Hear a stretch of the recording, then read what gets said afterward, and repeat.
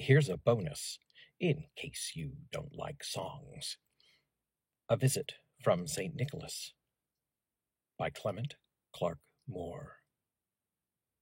'Twas the night before Christmas, when all through the house not a creature was stirring, not even a mouse. The stockings were hung by the chimney with care, in hopes that St. Nicholas soon would be there.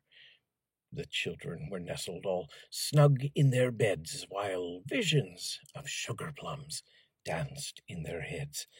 Then mamma in her kerchief, and I in my cap, had just settled our brains for a long winter's nap, when out on the lawn there arose such a clatter, I sprang from my bed to see what was the matter.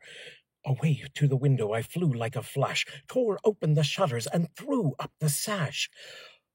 The moon on the breast of the new-fallen snow gave a lustre of midday to objects below, when what to my wondering eyes did appear but a miniature sleigh and 8 tiny reindeer, with a little old driver so lively and quick, I knew in a moment he must be Saint Nick.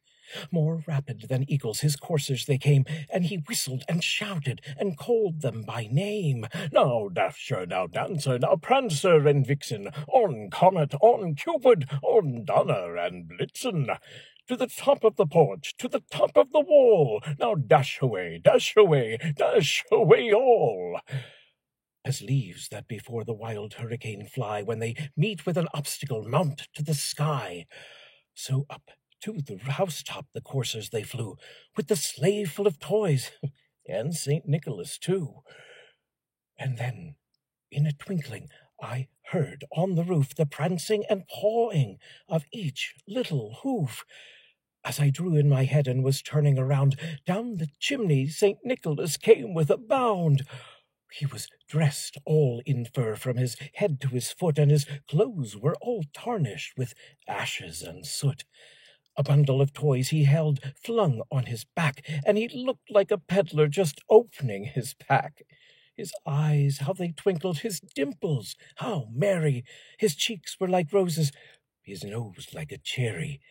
His droll little mouth was drawn up like a bow, and the beard on his chin was as white as the snow. The stump of a pipe he held tight in his teeth, and the smoke, it encircled his head like a wreath. He had a broad face and a little round belly that shook when he laughed like a bowl full of jelly. He was chubby and plump, a right jolly old elf, and I laughed when I saw him, in spite of myself. A wink of his eye and a twist of his head soon gave me to know I had nothing to dread.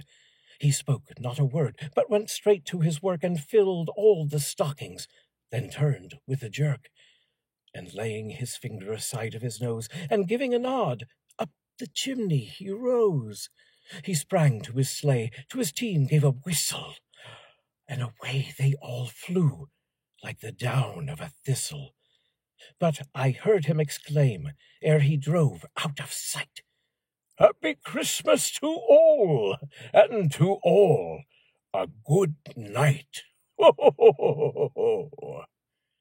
A Visit from St. Nicholas by Clement Clarke Moore. Now go to bed.